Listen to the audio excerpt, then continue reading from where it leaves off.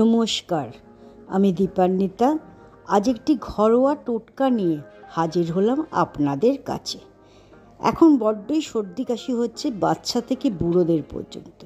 এর জন্য রাম তুলসী পাতা ব্যবহার করেছি। সবসময় রাম তুলসী পাতা দিয়ে এই টোটকাটিকে তৈরি করবেন। 1 কাপ রাম তুলসী পাতাকে ভালো করে ধুয়ে সেটিকে মিক্সিং জারে নিয়ে নিলাম। তার সঙ্গে 1 ইঞ্চি আদাকেও কুচো করে নিয়েছি। 8 থেকে 10টা লবঙ্গ দিয়ে ঢাকা দিয়ে ভালো করে সেটিকে পিষে নিলাম। এবারে একটি বাটি সমেত ছাঁকনি এখানে আমি নিলাম। ছাঁকনিতে ওই তুলসী পাতার রসটিকে ঢেলে দিলাম। ভালোভাবে ঢালা হয়ে যাবার পর 3 থেকে 4 টেবিল স্পুন জলটাও ওই মিক্সি ধোয়া জলটাকে দিয়ে ভালোভাবে নেড়ে চেড়ে 2 থেকে 3 মিনিট সময় লেগেছে এটা।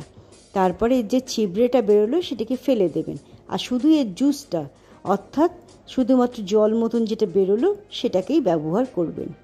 নিচে থেকে একটু গাছটাকেও টেনে নেবেন। এরপর ভালোভাবে সেটিকে মিশিয়েও নেবেন। মেশানো হয়ে গেলে এবার একটি কাঁচের জারের মধ্যে সেটিকে আপনি 1 থেকে 2 উইক স্টোর করে রাখতে পারবেন। ভালোভাবে ঢাকাটি বন্ধ করে আমি ফ্রিজারে রেখে দিয়েছিলাম।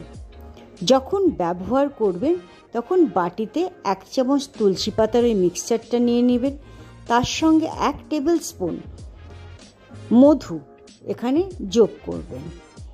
এরপর সেই গ্যাসের আগুনটিকে জ্বেলে দিয়ে মিক্সচারটির থেকে 1 টেবিল স্পুন তুলসী ও মধুর এটাকে নিয়ে 20 থেকে 25 সেকেন্ড হালকা উষ্ণ গরম হলে মুখে সইয়ে সইয়ে খেয়ে নেবেন। এটি বাচ্চা থেকে বুড়ো সকলের জন্য উপকারী।